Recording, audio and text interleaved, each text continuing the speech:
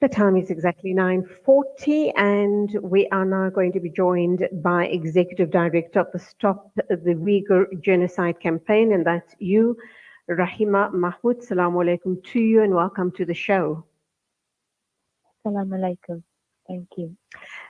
Nice to have you here, and we are looking at the United Nations. They are in the process of publishing some findings which are very disturbing. It's about the abuses on the Uyghur and other minority groups in the Xinjiang province of China. What do we know so far? And once the report is published, it doesn't automatically mean that the atrocities and the genocide on the Uyghur and other minority Muslim groups will stop. Well, this is at least one step forward from the UN. Up until now, it has been inactive on this, and that's one of the reasons that the World Uyghur Congress asked for the People's Tribunal to look into the evidence, the largest body of evidence, and that was ruled on the 9th of December. The tribunal has said that the Chinese government is committing genocide and a crime against humanity against Uyghurs and other Turkic groups. So we know the evidence that even if UN, before any before publishing it, we know what is happening as Uyghur myself, and the tribunal finding after looking at, as I said, the largest evidence available, and they have accepted that mass detention, forced sterilization, routine torture, and the systematic sexual violence and continue, and it is continuing. So I don't see that UN will find anything different from what we already know. But what we want is, after the publication, what UN and other countries will do accordingly. The impartial tribunal, independent tribunal, already made it very clear that Chinese government is committing genocide and crime against humanity. Now it's time for the states to take action.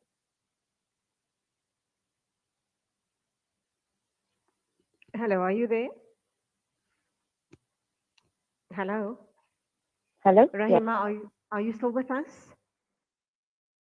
Hello? Yes, have you heard what I said? The last bit of it got cut off. Do you just want to repeat the last bit, please? So I don't know from where it cut off. All right, no worries, no worries. Said, Let's just carry on with the discussion. I hope the line is stable. As far as the Chinese government is concerned, they refuse to be under the so-called investigation, under the presumption of guilt.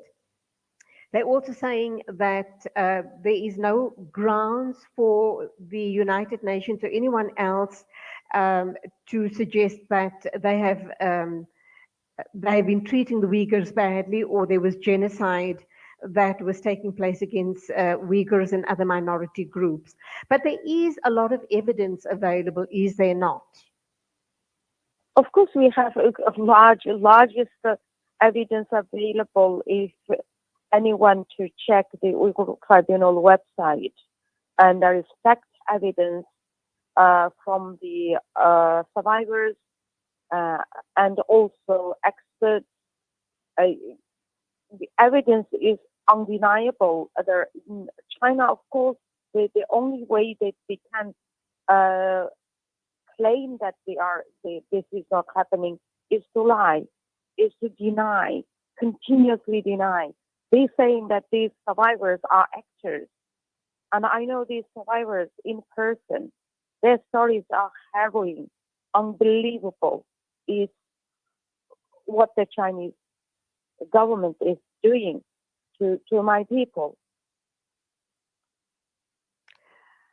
Once the report has been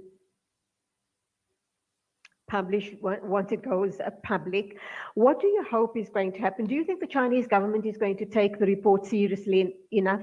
We do know that the spokesperson for the United Nations High Commissioner for Human Rights has hoped to publish the report in the coming weeks, and then obviously ask the Chinese government to account or to answer for everything that comes out in the report. What do you hope is going to happen thereafter?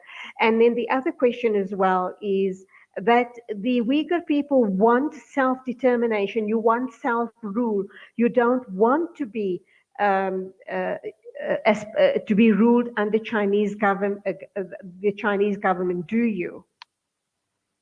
Yeah, so to the first question first, up until now, Chinese government has been denying.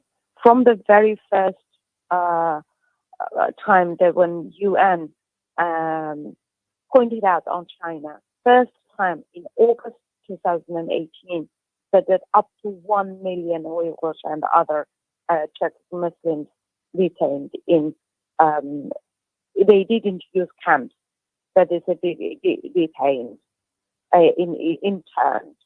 China denied it completely, and after confronted with all this evidence, including the satellite image of this large, big, kind of camps that you can find in the world, and then they said, well, this is not actually camps or prisons; these are re-education facilities.